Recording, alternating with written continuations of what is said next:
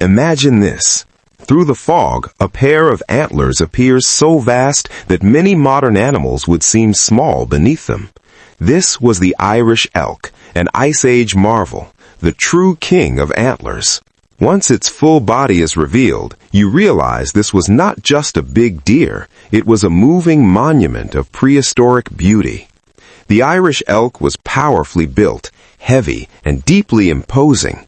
Its entire body carried the mark of Ice Age strength. These animals did not always move alone. Across open grasslands and parkland, whole groups could travel like a royal procession from a lost world. The most astonishing feature was its antlers, unusually broad, heavy, and unforgettable. Their spread could reach close to 12 feet across. The Irish elk was a herbivore, feeding on grasses and leaves in open landscapes. Its huge body and antlers were best suited to wide, unobstructed ground. At the water's edge, even its reflection looked unreal in size. In nature, its very presence was already a spectacle. Despite its massive body, the Irish elk could run with surprising grace. When a herd moved at speed, it looked like a wave of strength crossing the land. The Ice Age world was cold, uncertain, and constantly changing. In that harsh environment, the Irish elk survived through size, power, and adaptation. During the mating season, a male Irish elk had to be more than strong. He had to look unstoppable. His antlers were a declaration, "I am the dominant rival here." But in this valley, he was not the only king. Out of the fog came another challenger, and the tension changed instantly. Before the fight begins, they do not rush. First comes the ritual of measuring strength, eye contact, slow pacing, and silent intimidation. By scraping the ground, tossing the head, and sending sound across the field, each male announced his power. This was not just combat, it was a declaration of dominance. Then came the collision, antler against antler, and the whole field seemed to shake.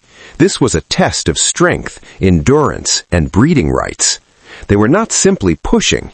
With antlers locked, each stag tried to break the other's balance. In battles like this, a single mistake could decide everything.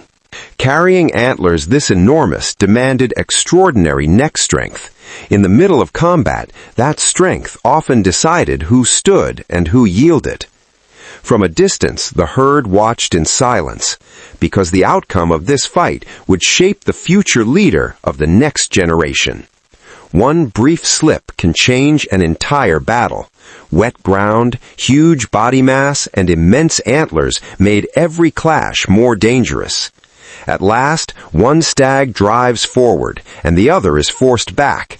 In this prehistoric world, victory meant the right to pass on strength. The winner now stands as more than a survivor. He becomes the ruling force of the valley, his antlers a living crown of power. After the fight, silence returns, and the herd moves on under a new order.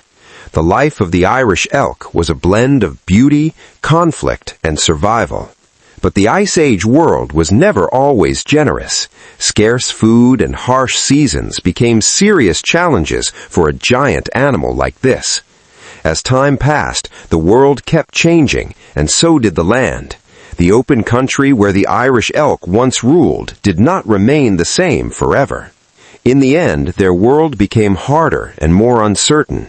Climate shifts, changing habitat, and new pressures made survival increasingly difficult.